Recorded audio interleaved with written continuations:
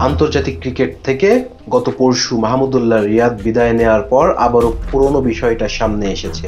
মাঠ থেকে কেন অবসর নিচ্ছেন না বাংলাদেশের ক্রিকেটাররা?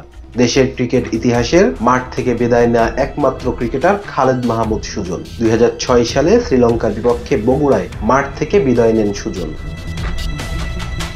সেই সুজনের কাছেই গতকাল জানতে চাওয়া হয়েছিল বাংলাদেশের ক্রিকেটাররা মাঠ থেকে কেন অবসর নিচ্ছেন না। উত্তরে বাংলাদেশের সাবেক অধিনায়ক জানিয়েছেন, পঞ্চপাণ্ডবের মাঠ থেকে বিদায় নেওয়াটা প্রাপ্য ছিল। অবসর প্রসঙ্গে সুজন বলেছেন, ওদের ক্যারিয়ারটা বাংলাদেশ ক্রিকেটের জন্য একটা উজ্জ্বল অধ্যায়। বাংলাদেশ ক্রিকেটকে একটা জায়গা থেকে আরেকটা জায়গায় নিয়ে গিয়েছে তারা।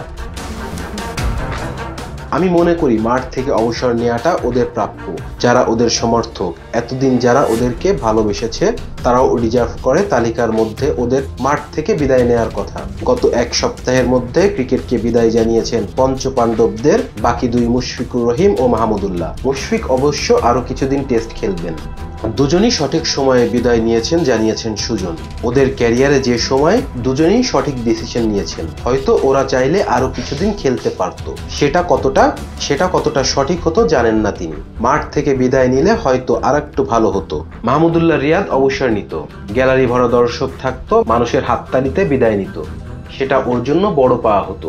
আমি জানি না ওরা কেন মাঠ থেকে অবসর নিতে চায় না, হলে ভালো হতো।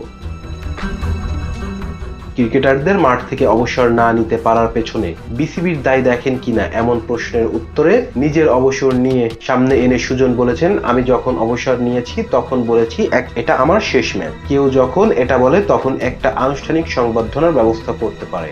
বোর্ড কি কাউকে পুশ করতে পারে আপনি অবসর নেন? ওরা যদি বলতো যে পরের সিরিজে অবসর নেবে, তাহলে বিসিবি প্রস্তুতি নিতে পারতো। ওরা যদি না বলে, বিসিবি বুঝবে কিভাবে? বিসিবিকে দোষ দিয়ে লাভ নেই। Rizwan Islam, eSports. Please subscribe our channel to get more information about Cricket World.